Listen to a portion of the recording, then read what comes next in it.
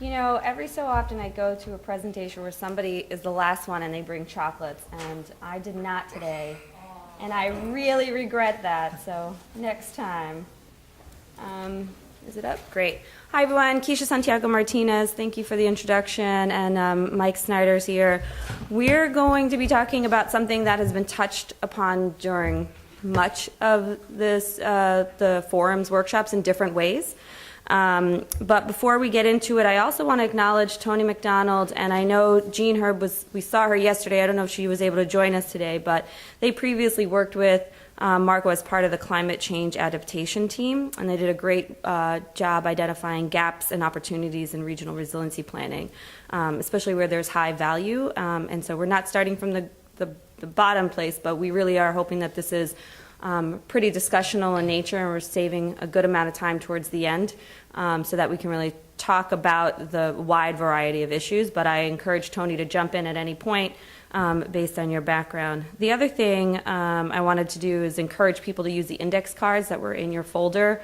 You could use it for anything, but if during this conversation there's anything that you want to jot down and share through the MACO team about an area of resiliency or a question or a challenge, I don't know if you're allowed to submit those anonymously, but I do know that resiliency is sometimes tied to resources and restraints, and so sometimes people have a lot more ideas when they're in a safer space, so I leave that to them to decide.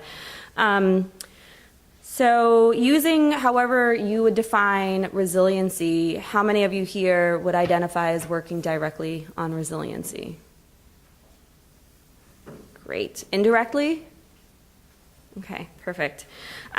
So resiliency can mean a lot of things. In my shop, we work in the ocean, in the water, and on land. So even within my own team, the definition of resiliency is quite broad and is a challenge to nail down. But we also know that acting and not acting can be astronomically expensive. There's issues and threats in one state that are similar, if not identical, in others, and we saw that especially with Hurricane Sandy, the amount of devastation, the cost, the all hands on deck aspect of it, but really sort of the infrastructural impacts that we saw, and then also the evacuation and preparation for that. A lot of that does happen in the ocean space and trying to find places to move. And I started working with the New York State government just months before that, obviously not knowing what was going to happen, and really sort of seeing that from my level. And so I think it's pretty appropriate that we make sure, even though we've touched on topics about resiliency, we also talk here about that, because obviously resiliency can be impacted at many different levels. It can be at an all-in approach, like through the MACO format, where it's feds, states, tribes, ENGOs, and other stakeholders. But it could also mean activities that are feds with feds, states with states, ENGOs with ENGOs, and then a combination of that. So now I'm going to turn it over to Mike.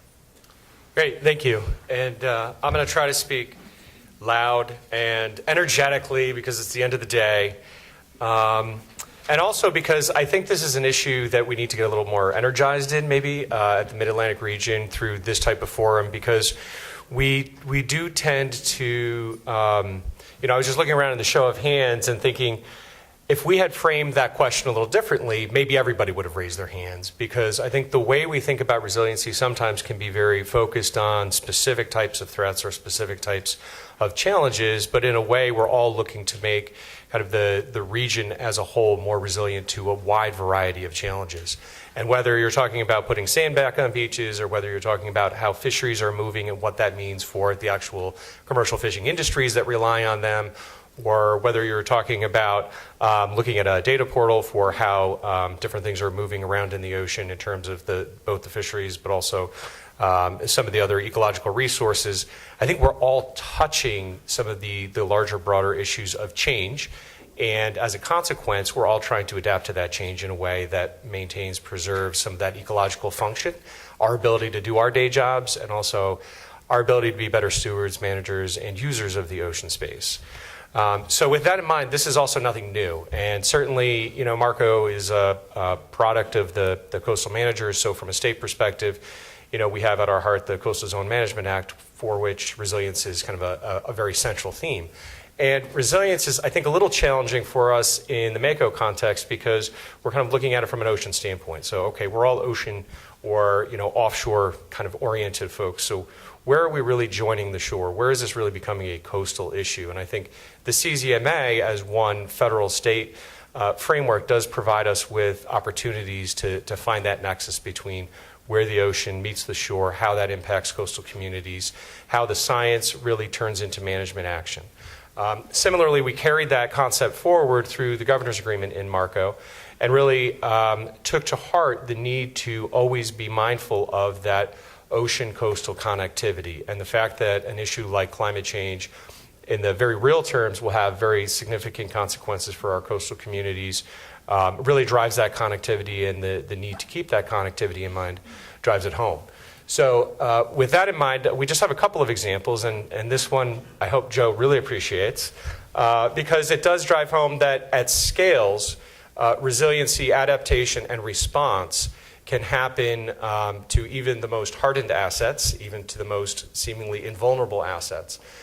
So in the case of Hurricane Florence just last year, we saw much of the naval fleet in the mid-Atlantic needing to seek safe harbor. And then at a more local scale, we see neighborhoods impacted. And I would just ask you to look at these two slides, and this is maybe part of the challenge for us as we try to drill into how Mako and this forum can help resolve the issue. Is there is so much going on here. There's so much going on at a big scale. There's so much going on at a small scale. And if you're interested, I'd be any observations on the types of infrastructure, the types of local impacts that people see in these two slides. And I don't want to single out Joe, but I will if I have to.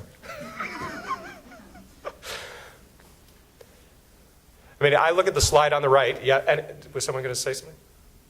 Okay. I look at the slide on the right, and I need to get you guys more energized. And I see beach overwash. I see a back bay. I see infrastructure at the road level that's probably connecting to larger roads. Possibly it's a community evacuation route. Perhaps it's the only means of ingress and egress to that shoreside community. I see homes. I see individual, properties being damaged. I see the natural side of it in terms of the sand and the sediment that maybe was just put on that beach by the Corps or by a state and is now being washed away. And again, kind of the scope, magnitude, and scale of the problem, I think, sometimes overwhelms us and challenges us to try to bring it back into a concrete, specific, and manageable objective. And yes? On that Manalocan picture, that's a very narrow piece of land. Very wealthy people have big homes on it. That's about the narrowest point along the Jersey shore. No EIS, no environmental work was done. The governor ordered that it be filled in, and he put the road back in right away. No environmental analysis. They probably should have just built a bridge over it and solidified that, because you got the bay, and I don't know how many feet, but it's not far to the ocean. That's an issue that we need to deal with going forward, because that was a very expensive proposition for New Jersey to put back together. The probably shouldn't have if they had done the study. And I think that there's areas like that in all states, just to flag. We're all aware of a couple of those. The rich people. But, yeah. So, yeah, Tony. I think we can move on to the next Yeah. one. Oh, that's me. Sorry. So this was something that came on the left side. It's a report, a quote from a report that came out from U.S. Homeland Security. A critical aspect of our nation's overall resiliency is the level of resilience in the maritime and coastal sectors. Despite the clear dependencies, the interface between maritime and coastal region has not been an area of significant research to date. That was in 2016. And then, we added this image up on the right-hand side just to sort of note, and this comes out of the Army Corps, their Resilience Integrated Action Team. But just to note, many of us are looking at it in these very complex sort of ways, and we're doing it separately. In some instances, we're doing it together. We often try to do some knowledge share after a big event so that we're trying to do the right thing and building it back, and then we go through a period where we kind of zero back in. I think Marco and Mako are great forums to make sure that that activity continues throughout, and that where there may be certain activities that are being addressed, such as shifting species, maybe there's some other opportunities to also try and attack, and at least try to scope out. Harbor facilities, public and private infrastructure, ports, the ecological impacts, the economic impacts, and the human life of loss risks are all factors that play into resiliency, and trying to figure out where we can create our own niche, what targets we can set, where we can sort of try to strike the chord on implementable action, and then take it from there as things start to change. And so we do recognize that everything is constantly shifting and evolving, but that should be the great challenge for trying to frame things out and having a look back as to whether or not we're being effective in our actions. So again, many of the resiliency-related discussions, items were discussed today, but I think one of the things we really want to try and talk about is what is the appropriate role for the people in the room, and where is the value add through Mako as well as Marco, and how do we scope and break up the work driving implementable goals that we can really look back at and say that we're working on something together, utilizing all of our resources and focusing our attention on some items to make the Mid-Atlantic region and its coastal economies much more secure and resilient. So I'd encourage folks, if you didn't on the way in, check out the report. There is a Climate Change Vulnerabilities in the Coastal Mid-Atlantic Region report that NOAA generously supported, and that I think helps drive home what we're talking about in terms of the connectivity between some of these ocean resources we've talked about today and their impacts, the very real impacts and need for more resiliency at kind of that coastal level. And we just wanted to put this slide up on, it's kind of a final slide, because I'm hopeful everybody can see themselves in this slide.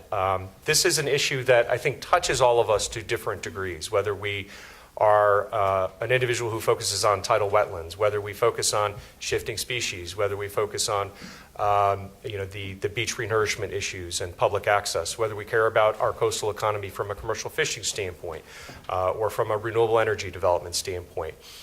This is an issue, again, that touches everybody, and I think to the extent that this is a forum where we can bring together folks from a variety of different expertises and really are into the information sharing business, the knowledge sharing business. I think this presents a really, in my mind, an exciting opportunity for us to take another step forward in bridging some of that information and knowledge into other aspects of our work and even into other partnerships that go beyond those who are just in this room.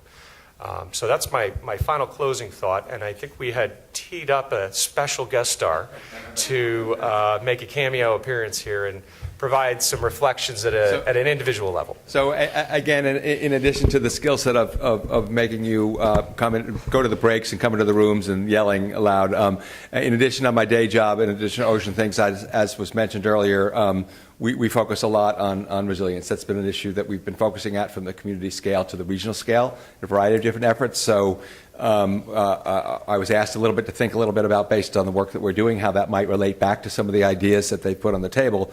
So I did want to mention about three general things. One is that, in fact, that study that you just talked about was actually funded by NOAA through their resilience grant program. It was a grant to Marco, but the frame and structure of that grant, Monmouth was a partner in that grant, was to think about resilience in its multi-purpose ways. So it really was thinking, as NOAA defines resilience, as thinking about ecological resilience, resilience of systems, resilience of economies. That report was really a connection to really connect to how climate is impacting, and some of the things we talked about, fishery species, other activities, as well as the maritime sector. So thinking about the connectivity from an economic perspective in terms of resilience, as well as thinking about what is day-to-day and what you hear a lot in terms of resilience to coastal hazards. Again, the aspect of coastal hazards was just one aspect of the broader conceptual of resilience. So I think that might be one idea, to be thinking a little bit more broadly about how it relates to Mako's specific role. So where are those interconnections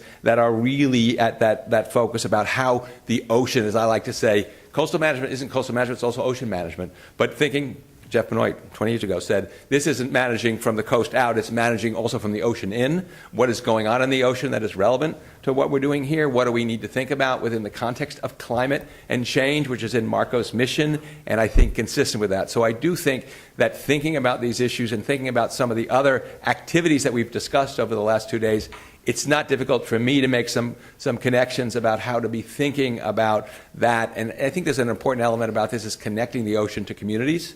And I think resilience is one way to be thinking about some of the ocean work that we may be working on moving forward and connecting it back to those communities. So that's just one point I wanted to make. The other matter is I think the issue when you talk about climate, particularly in this context, is a question of scale.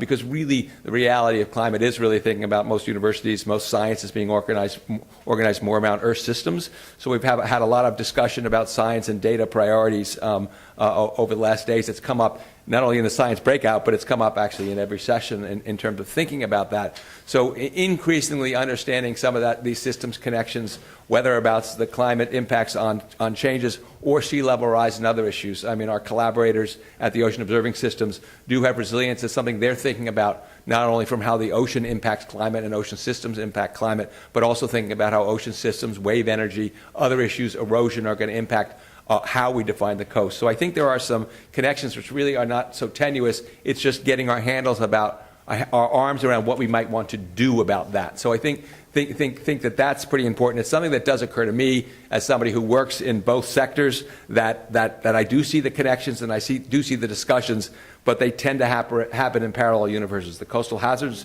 universe and the ocean and coastal universe, or mostly the ocean universe. So thinking about how we might bridge that through some activities and how to engage the federal agencies in ways, there is no doubt that there is a need for improved federal-state collaboration around these issues. So one of MACO's objectives is to find those issues around which regional collaboration would make a difference. But anybody who works at all in the coastal hazards world knows that is fundamentally a challenge within the hazard resilience framework, and certainly as it relates to increasingly what you're hearing in our community is community resilience and adaptation. And that's a long-term strategy. It's not about responding to the last storm. I just have to take a little bit of a detour. But did anybody see, did you people notice a little URL on the New Jersey slide? So I'm sorry. First of all, for a New Yorker to use a New Jersey slide, that's because New Jersey marshes, just forget about it. So I just think I already have the topic for our next session, but I'm sorry I didn't, I should have listened to every word you said. I should have listened to every word you said, but I just could not take my eyes off that. It was the thing that stood out to me, and I think it's fantastic, and it's something everybody will probably remember after this workshop. But I do think, to follow through on what I'm saying, that I do think there are these opportunities that we might think about MACO, about how we improve state, federal, coordination around some of these themes that will relate back to coastal resilience and communities.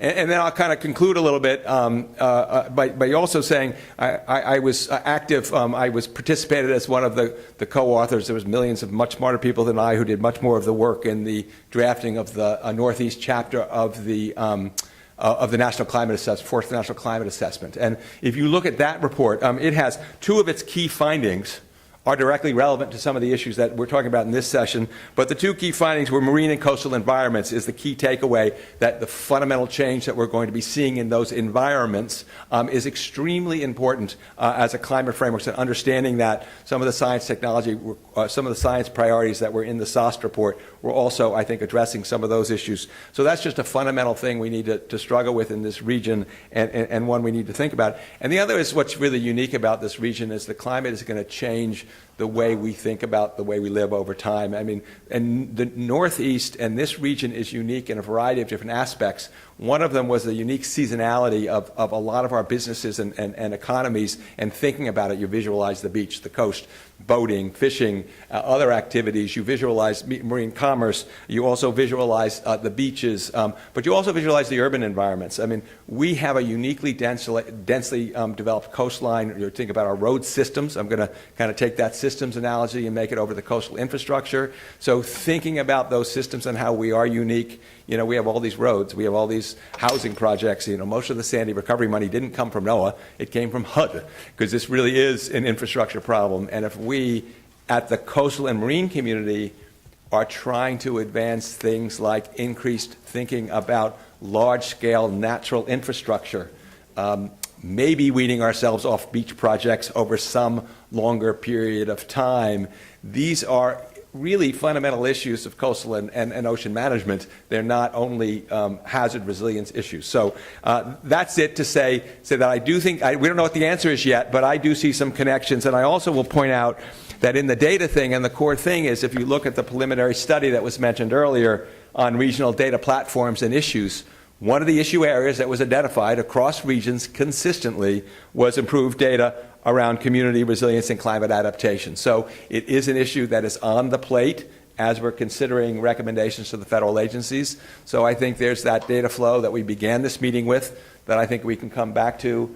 I do think there are those applications specifically around how the ocean and the ocean systems are going to impact our communities, and then how we will respond to that in the future is something, again, don't know what we're going to actually do about it, but I do think there's really an opportunity for us to think about these issues as a group to improve federal collaboration around some of them.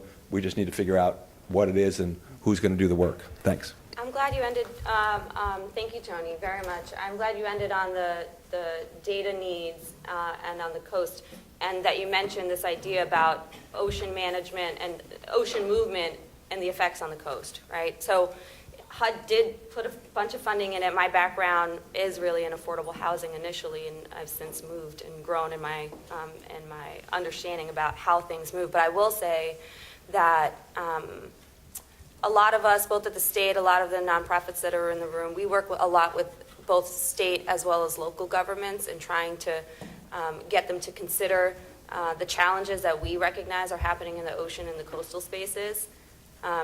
We do want to get back to that data and the types of information that we think that they need in order to make better decisions that will then affect the coastal processes. And so I do think data is going to be key, and even if you're mainly thinking about things out in the ocean, we want to start to bridge that conversation with people who only care about the coast and care about the land with the folks who care about things that are specifically happening in the ocean, because that really is what climate adaptation is and resiliency is bridging those two things together and identifying which types of data and research can help us in connecting those points of entry for conversations and then and strengthening those coastlines. I think I got the 1 minute. Maybe you get yeah. questions, but we do need to move to the next panel. Yes, we have canned questions, but we really are wondering if anybody has anything they just want to add. I'm just hungry for coffee and tea. I think some of the list of questions that we had is tied towards water quality and enhancing coastal habitats and green spaces and agency involvement. I think to a degree we also want to know, if you're not the ones who are working on resiliency, sort of who is, so we can broaden that conversation and then double back in scope and see what other touch points happen just based on those conversations. So I think that's it. Thank you.